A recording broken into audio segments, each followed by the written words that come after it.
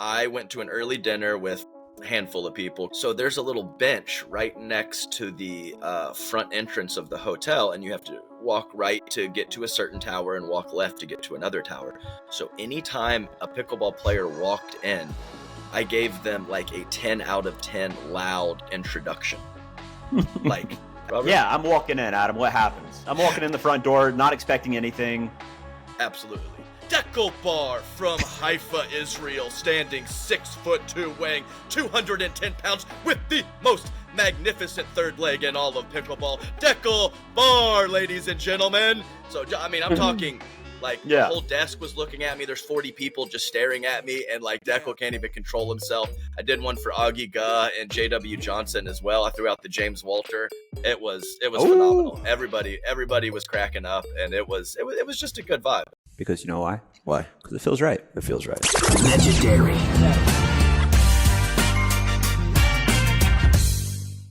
This is the moment we waited for. Everything you want is right here. We gon' give them what they came for. We gon' take it up from last year. Watch the game change. Watch the game change. Watch the game change. Watch the game change. Yeah.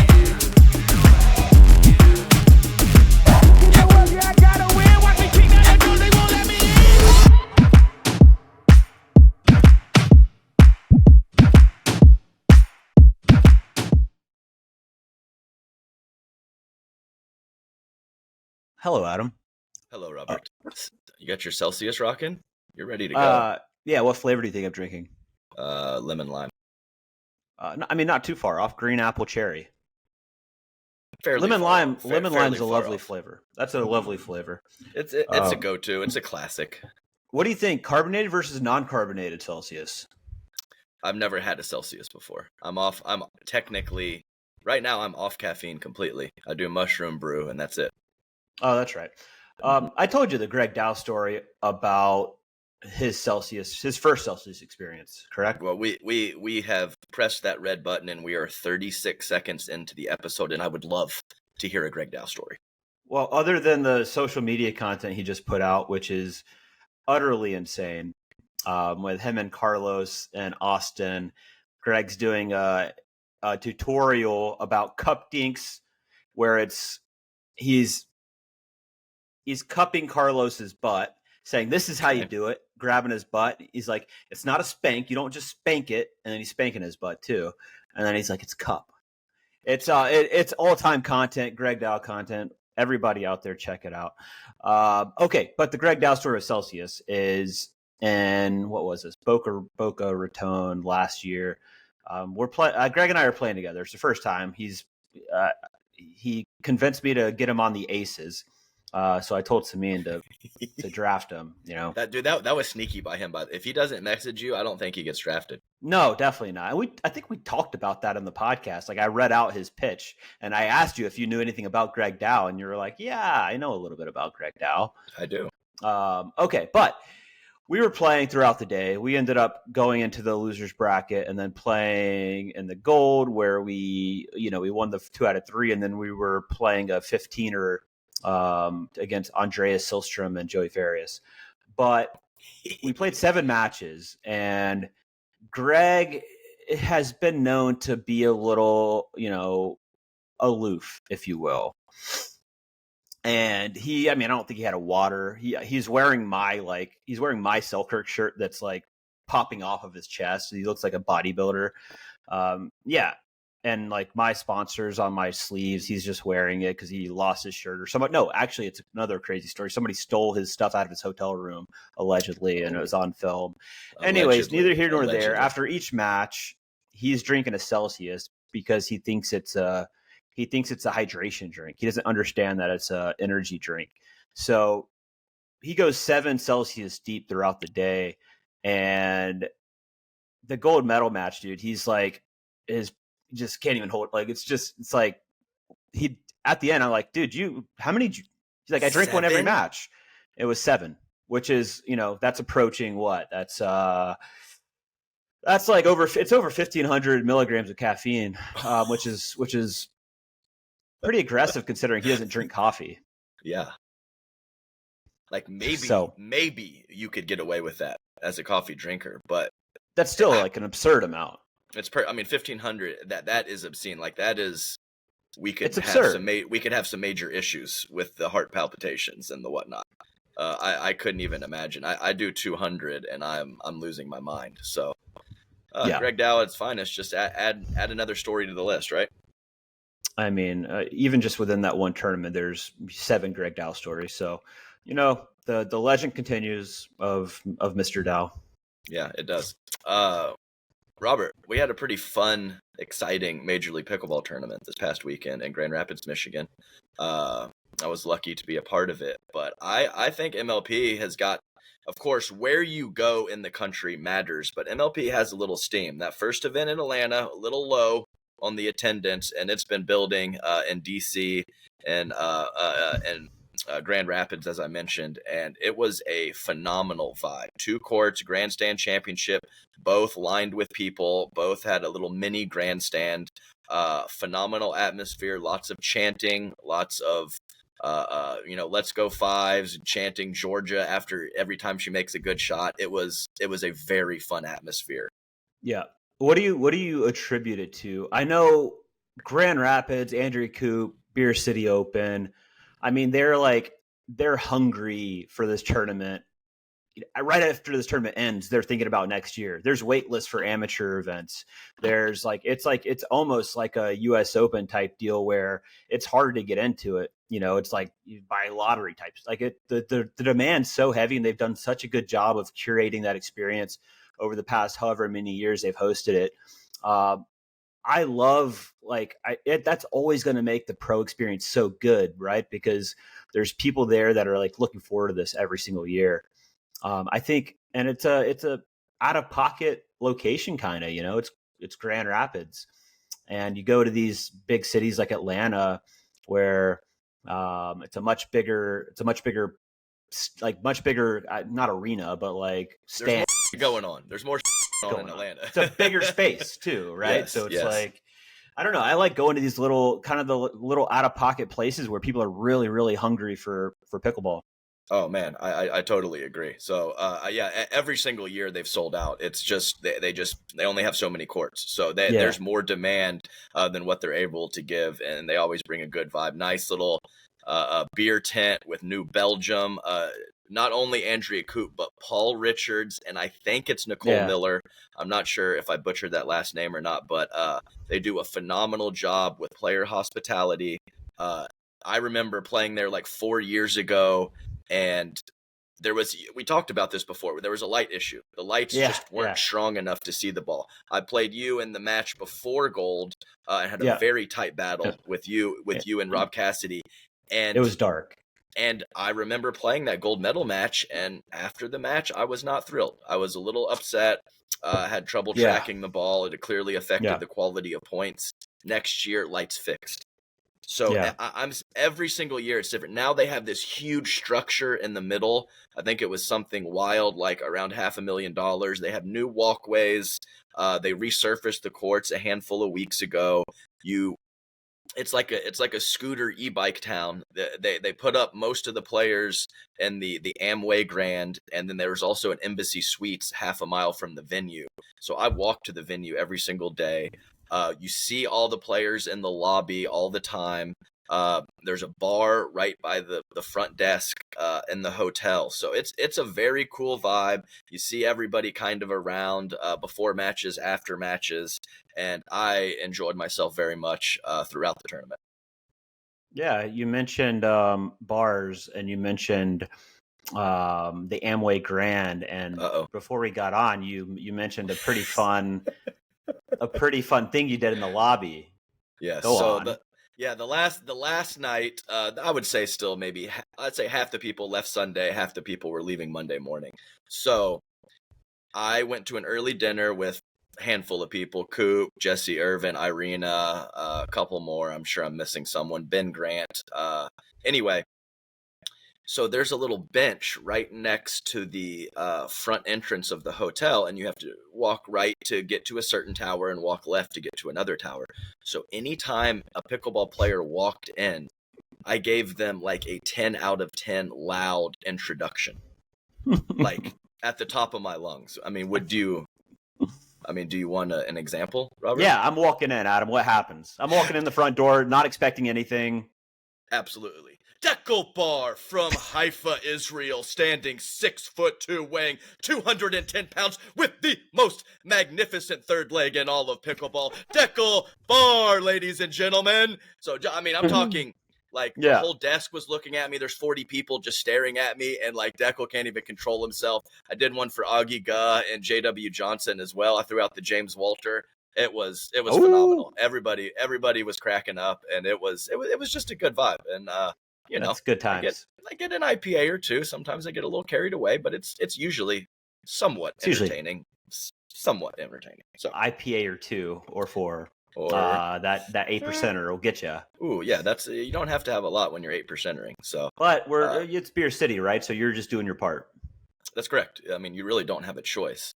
And no, I remember actually last year I did commentary. I just coached for the SoCal Hard Eights this year, but last year I did commentary, and for the last match, we would crack one right next to the microphone for the Beer City Open. One beer, last match. I'm a professional. I wouldn't do any more than that. That's a perfect sound for the broadcast, though. The little, it is. Yeah, just like that. Yeah.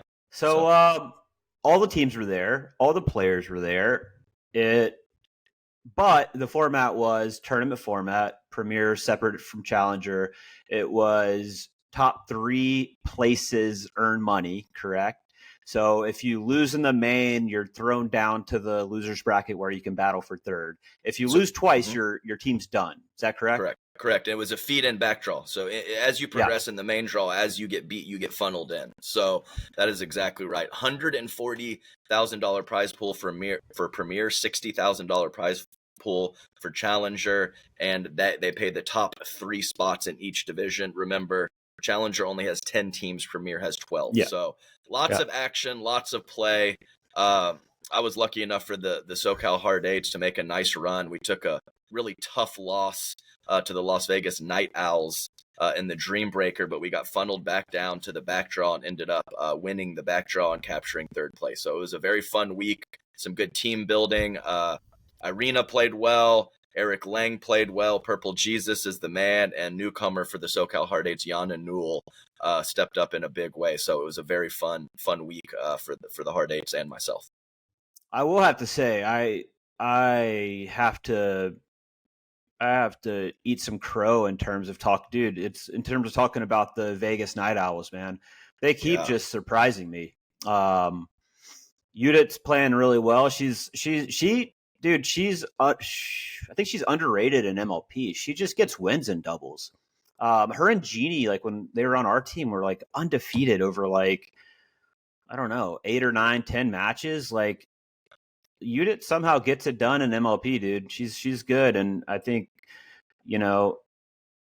they are outperforming more than what I thought they would do. What are your thoughts on them? She played a double right because she was paired up with Zoe Wong in women's doubles. And she's pretty good from here.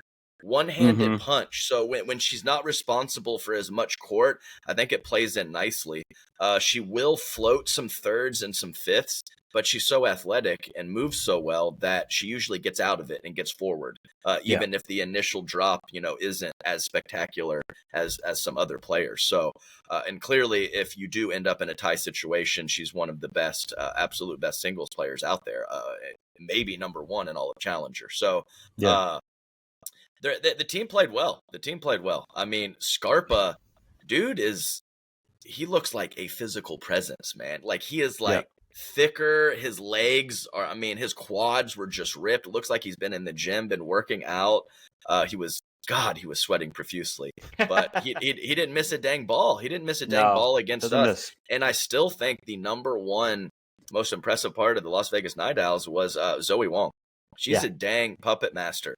She covers the court from the left like a lot of the guys do. She's like straddling the center line. She can manipulate the ball. She can roll it with forehand and backhand, whether it's soft stuff or with power. And she was playing with So, I think that the team played very well. And the Hard Eights, like I said, we got off to a slow start in women's first doubles match, and that definitely hurt us. And just weren't able to get them in the Dream Breaker. Kudos to them. How important is that first match in MLP? Like that first match that goes out, man, it can change the whole momentum of everything.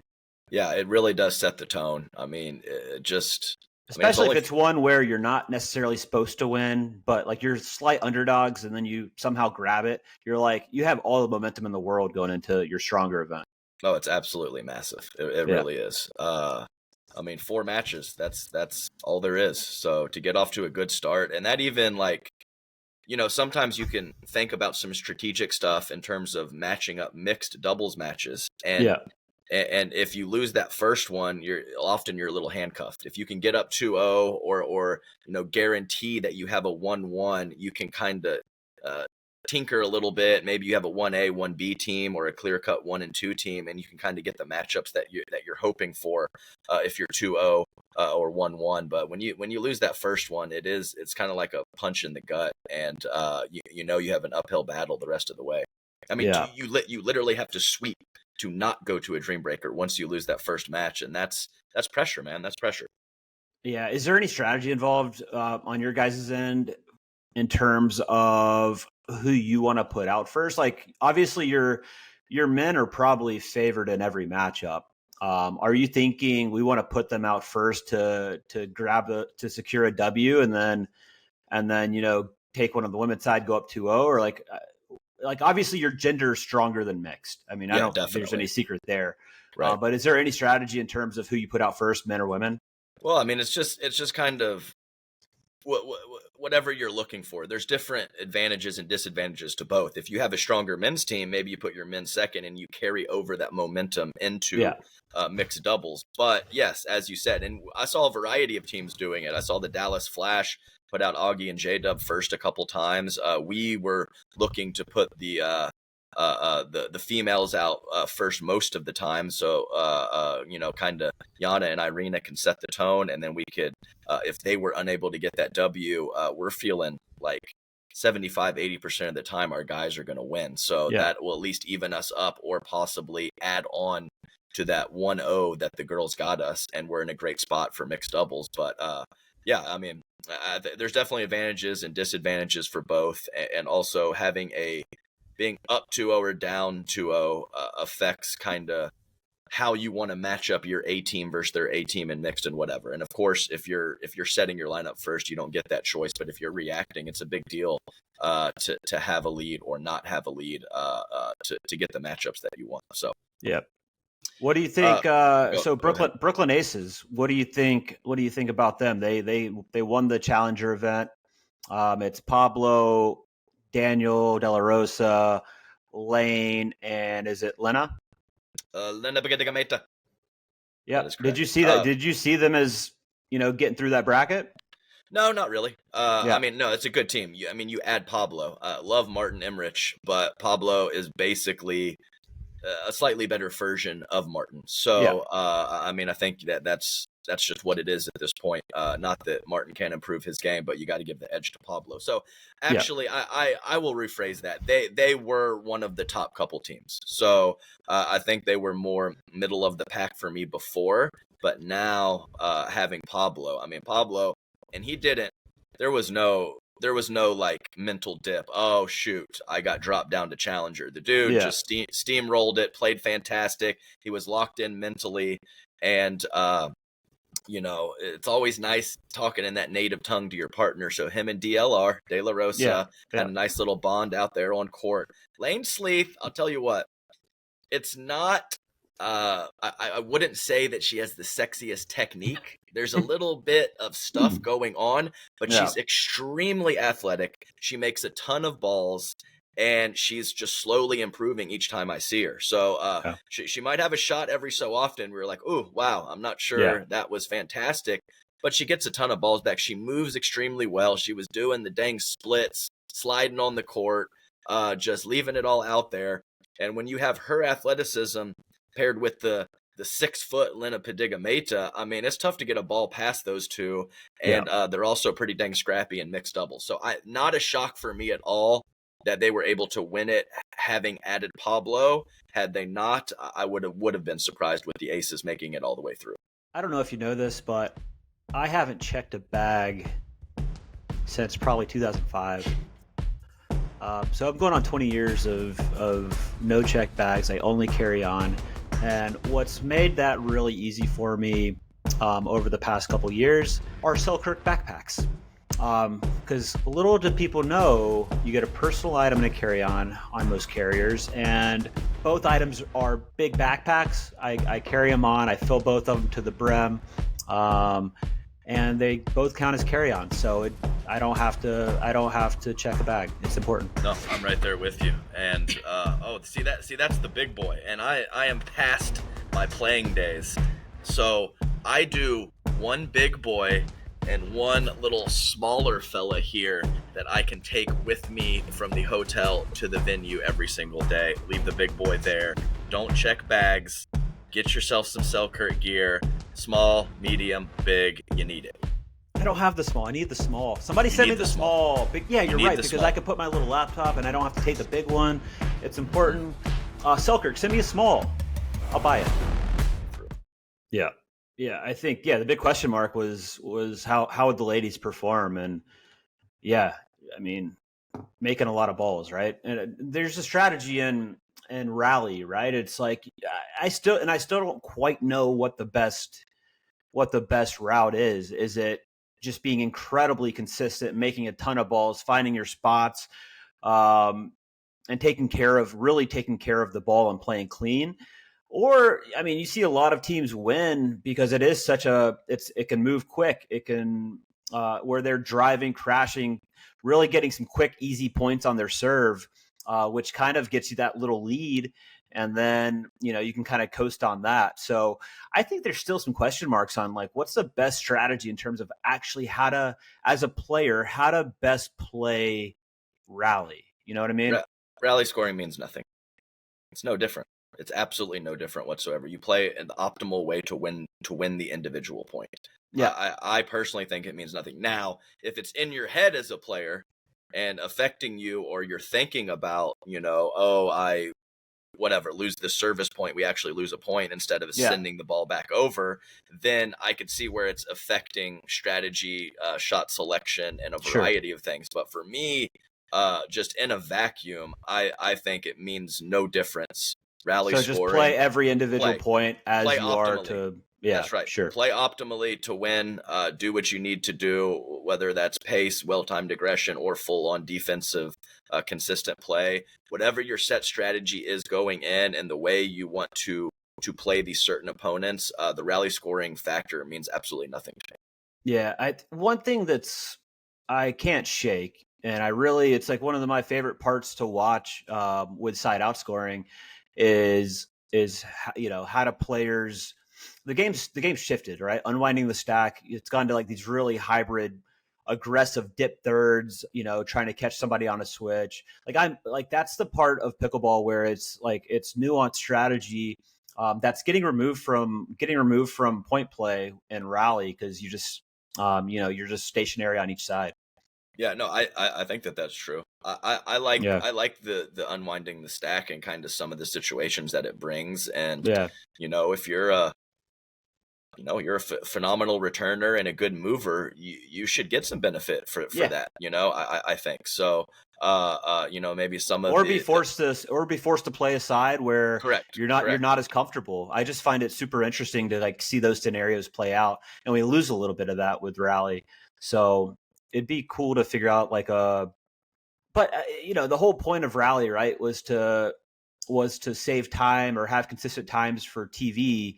And I mean, having a game go 40-38 is probably longer than what a normal game would be. So I don't think you're getting that benefit from rally that they were necessarily looking for. Yeah. No, I gotcha. Just curious. I think the format's going to continue to they're going to continue to optimize. But I think it's important to bring this stuff up, because it just opens conversations about how to what is the best format to where we get to see all of the interesting things about point play, whether it's unwinding the stack but also finding consistent game length times to make it work for TV. Yeah, Rob, format is no different than pro pickleball strategy. It's unsolved. So totally. I mean, having these conversations, tweaking it, it will not be like this 3 years from now. There Right. will be something different, and that's okay. Some people just get really pissed about it, and it's just like, No. I mean, we're still young. I mean, we don't even know how to optimally pay points yet. We don't have the optimal format either.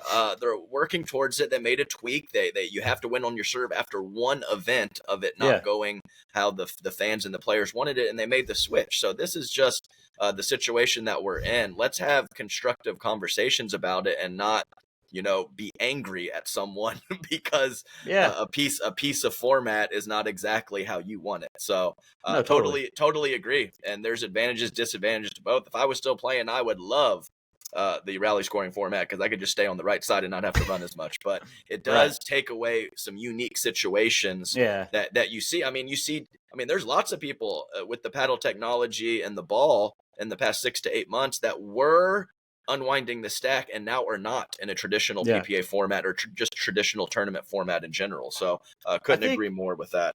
And I think just in terms of strategy, Adam, like just thinking about how points are constructed, if, oftentimes when you are stacking as a serving team, you have that the left side player, the stronger player that wants to take a lot of court. Let's say they're serving from the right.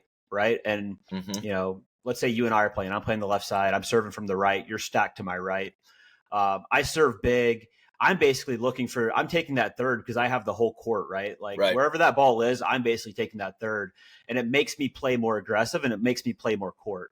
And I think when you're not stacking like that, the left side player has less kind of room to really get involved or move over and really take as much court as they're used to taking without really consciously making that effort. So I think there's a lot of little nuances that I find interesting. Yeah, I would say in a you would be less.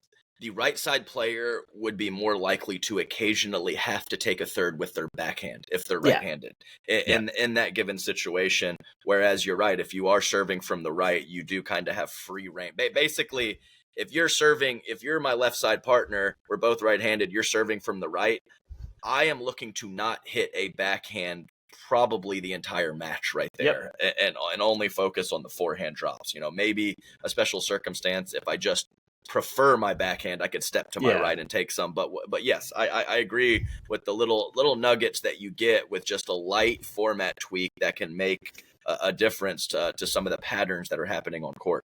Well, I think I don't know it doesn't probably directly attribute, but I think for those people that are really, really strong left side players that can really take over court. I mean, look, we had Ben, Colin, Riley combined. I think we talked about this. Go 0-10 on the weekend. So yeah, it's a different format. It's unique, and I'll be, those are some of the most influential voices in terms of where the sport's going, and I'll be I'm sure they don't like to lose, so be curious to see if they get a little sour on the format and MLP. Yeah. for 10. That's healthy. And just, I mean, God dang, what would the Vegas odds have been on that as a parlay? I mean, something obscene. So that is completely wild. And yeah, we touched a little bit on, some of those matches in Challenger, talked about each of the top 3 teams for the division. Let's step over to the Premier side. Yeah. As we had, really the DC Pickleball Club just absolutely dominating doubles. You have 3 of the top 5 individual performances from the DC Pickleball team. Yeah. But somehow the 5s and Annalie Waters were able to do some big time damage in singles as Will Howells and Zane Navratil combined under 500 in their doubles matches. So format definitely played a lot in that, as I mentioned, that dominating performance. And even actually the Dallas Flash, they had better doubles results than the 5s did, but the 5s got it done. Hey, I mean, and this was kind of fun too, right? Because we see Dream Breakers matter kind of less in the prior events because you're getting less points for a Dream Breaker win, and you're getting a point for a Dream Breaker loss. And this is like, win or go home. Like it's just pure, you win or you're dropping.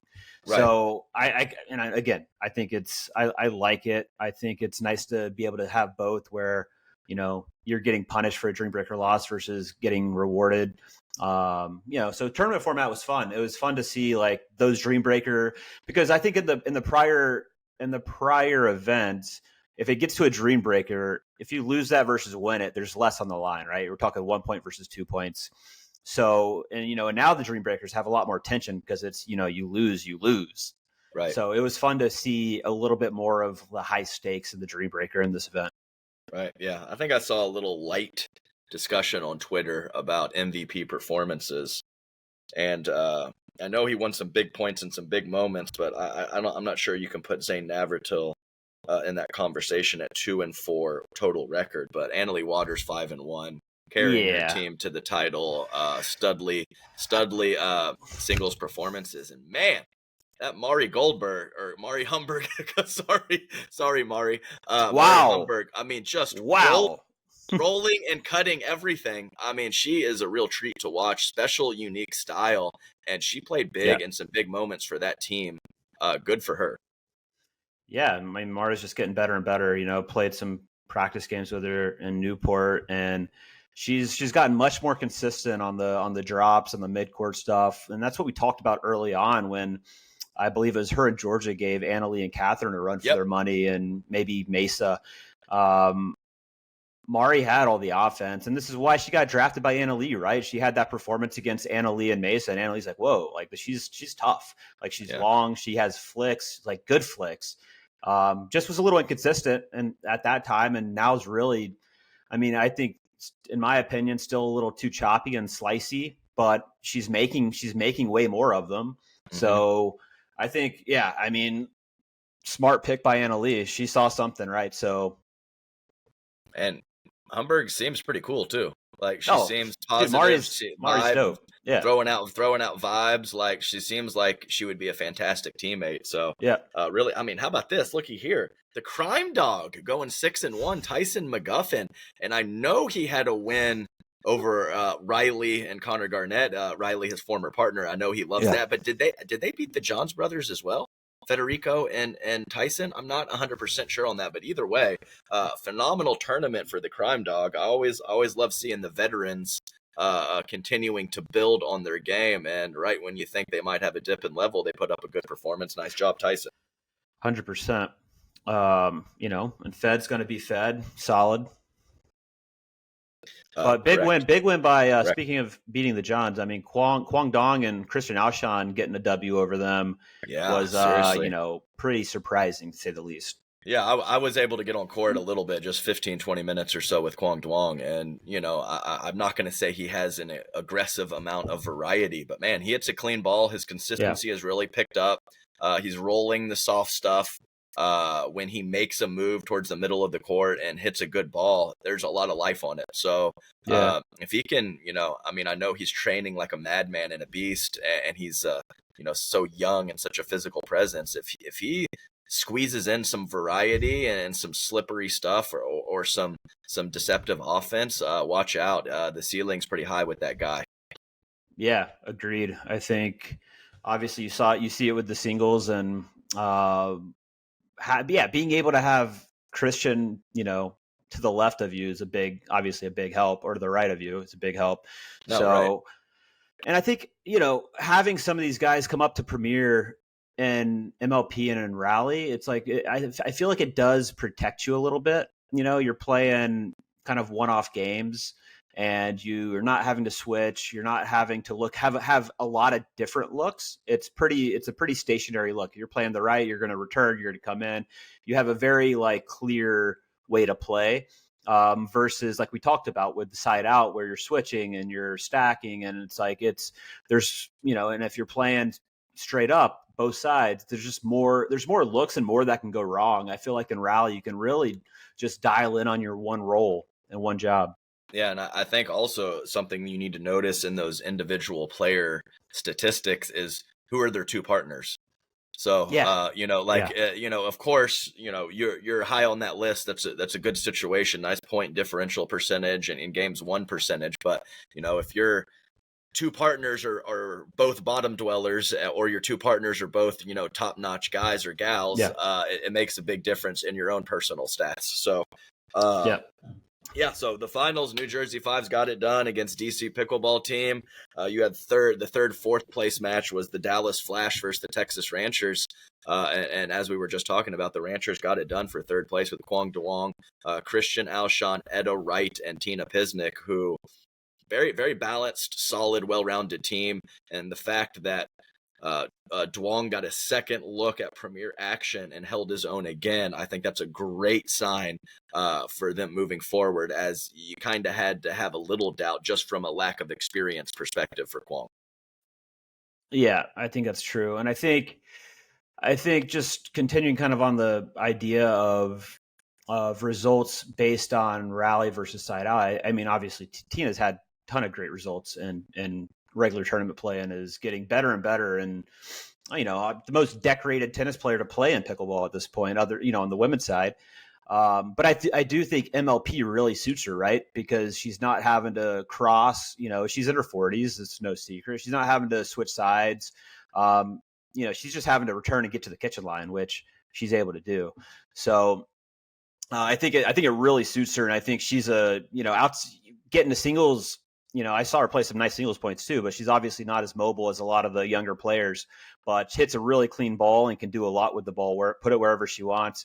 So still really dangerous at singles, just doesn't move as well. But I think this MLP format really suits somebody like that. Yeah, I agree. And she's great glue too. Like, yeah. She can play different strategies. She can play right or left in women's. She's super consistent and makes a lot of balls. I love her game. I absolutely love her game. I've talked about her plenty, and it's just comforting, Yeah. Like there could be a more volatile player who plays at the same level that Tina does, but when it's like a Tina or a Federico or somebody that you're playing with, that the floor is so high and they make so many shots, it's just, man, it's such a comfort. You feel free. You feel like you can do what you need to do. You feel like if you do pull a bad trigger, they're probably going to dig you out of it. Like, it's such a mental relief to play with someone that is so consistent and so solid. No, it's such a good point. It lets you play a little freer. You're not so worried about, when to pull as much. It's a very, very good point. Yeah, and we'll touch on the Flash too here. I think at fourth place out of 12, fine result, but I think a lot of people would have picked them to sneak into that top three with J.W. Johnson, Augie Gudd, Georgia Johnson, and Hurricane Tyra Black. So maybe just a very slight underperformance from them. Still think that they are a great team and have a chance to do a lot of damage for the rest of the regular season. But just ran into a couple quality teams, didn't go their way in this particular standalone event. Which team do you feel like underperformed the most in Premier? Let's see. Well, let's just take a look here. And remember, we did have a variety of fill-ins. So like the LA Mad Drops, they didn't have Thomas Wilson. I have no idea. I just heard Thomas is having some medical issue. Love you, Thomas. Hope you're doing well. Seriously doubt you're listening, but get back out there, buddy. And no hope. No. Yeah, no. And Catherine Parento as well. I mean, Emily Cedarquist and Blaine Hovernier, very competent players, but that's a tall task for them to just jump into Premier and have the Mad Drops make a deep run. So, that's a tough one. Also, shout out to Biscuit the Iceman Kohler for playing a quality game. I didn't get to see all his matches, but the buzz was he was playing just fine as a fill-in for the Arizona Drive. Paired up there with Lacey Schneeman, Dylan Frazier, and Caitlin Christian. So nice job. Love me some veteran AJ Kohler. Hasn't been his best handful of months. Way to get in there and play quality ball, buddy. So let's take a look. Let's take a look here. I mean, some of the individual statistics for the Columbus Sliders were pretty dang poor. So, I don't think that they were a favorite to win it or anything like that. But definitely the numbers were not in their favor when you take a look at the stat sheet. Yeah. Let's see. Yeah. So I don't actually. Maybe you go St. Louis Shock. As the St. Louis Shock they did make it all the way to the semifinals, but they were bounced from that and then lost the next round to the Texas Ranchers. So they were bounced by DC Pickleball Team, and Texas Ranchers which are two very, very good teams. Yeah. But the St. Louis Shock were kind of operating at the peak of their powers with Anna Bright, Big H, Tardio, and Fahey all having really nice MLP/PPA results in the last couple months. So Yeah. them not making the top four maybe is something, even though that's a little bit of a stretch considering they made it to the semifinals. Yeah. But I think certainly with how Hayden's been playing and Tardio's been playing, I think they probably had much higher hopes than that for sure. But lost to DC, who, probably should have won the event. Yeah, right. No, like I said, dominating doubles performance. Vivian Glosman, playing a good right, man. Playing a good right. Traded for Elise Jones.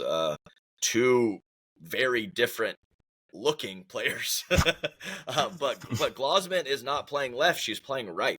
And she's playing it well, using her reach, kind of held up to some tough left side in front of her pressure at her. So she's playing well, and with her physical tools, her age, and the length that she's been playing, pretty good reason to think that she's going to continue to improve. Yeah, has really gotten much improved on the soft stuff, which is, not missing as many random dinks or popping stuff up as much. And dude, if she gets a ball that's anywhere a foot over the net, the thing's gone. It's not coming back.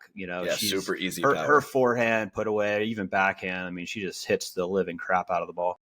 Yeah, absolutely. So, but this has been. I was not there, but I have no doubt the Newport tournament was solid, just given that it was in Southern California. But San Clemente, Newport, and then Beer City Open MLP. That's some good crowds and some good vibes, and the buzz around the player lounge and all that stuff. The players love playing in those kind of atmospheres, and I think some of the quality of points and quality of matches kind of shows that. So pickleball looking up, baby. Dude, really love the last couple events. It's been awesome. And I don't know if there's anything for PPA before Kansas City. Is that the next one? Yeah. So we have an MLP Salt Lake City, not this weekend, but the next, and then you have the Kansas City Piggyback, where you have a PPA and an MLP. So those are the next three UPA events, and I know that that you have an APP somewhere coming up in around a month. Is that correct? Yeah, at the end of August. End of August. Yeah. But yeah, I think having Salt Lake, you have Salt Lake first, then KC, and then at the facility I'm helping out with in Bristol, the Sportsplex, just finished a brand new outdoor facility, new stadium court. The city, they've been working on this for I would say the last 6 months of preparations for the PPA. Going to be a really cool pro player experience with players getting to go to the speedway and getting a race car going around the track, which is going to be insane and super fun. There'll be a player reception there. So Bristol's really getting their act together, and they're going to put on a good event. The crowds, I mean, they've already sold, I think, 1,800 tickets and got a nice stadium court. It's going to be an electric atmosphere in Bristol. So I'm excited for that.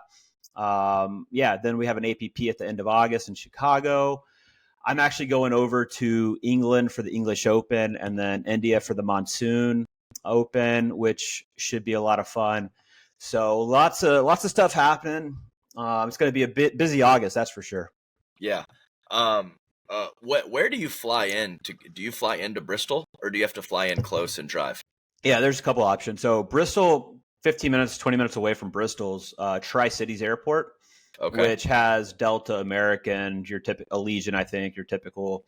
And then Asheville is an hour and a half away, and then Knoxville is 2 hours away. Okay, gotcha. Yeah. It's right on the cusp of driving for me. I think it's 4.5 or 5 hours. Drive it. I'll probably drive it if I'm gonna have to do a little commute either way. If I fly, then I think I'll drive it. It's like the good old days, man. That's it, I used dude. to Just drive that Civic everywhere in the good load old up days, that baby. Civic and let it rip. Bring my box fan for white noise in the hotel room. You got to have it. Dude, Bring your own pillow. Bring your own pillows. You have everything you need if you have your own car. You have everything. Everything. You really do. Or you could just set up a little cot in the back of your car. There you go. Oh. That's a little too far. Yeah, I always thought it was like a cool idea to like just get a Sprinter van. Just get a Sprinter van and just roll around. I mean, I know a bunch of people are doing. Of course, Anna Lee's got the luxury motor coach, but I know like the DeHarts and a couple other Klingers and a couple other people. They just RV it around and find a spot. Often like on site. I mean, how nice is that? I mean, that is legit. That really shower in between matches. The whole thing. Yeah. Absolutely. Oh man, I think we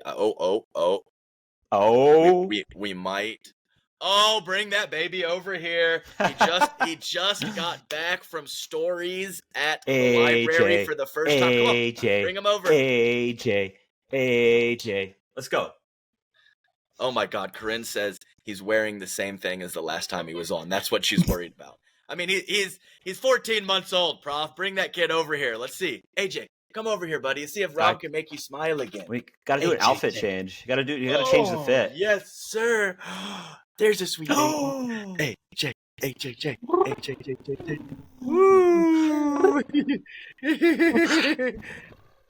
Hey, AJ! 2 for 2 from Nunnery. Well done, sir. Well done. Okay.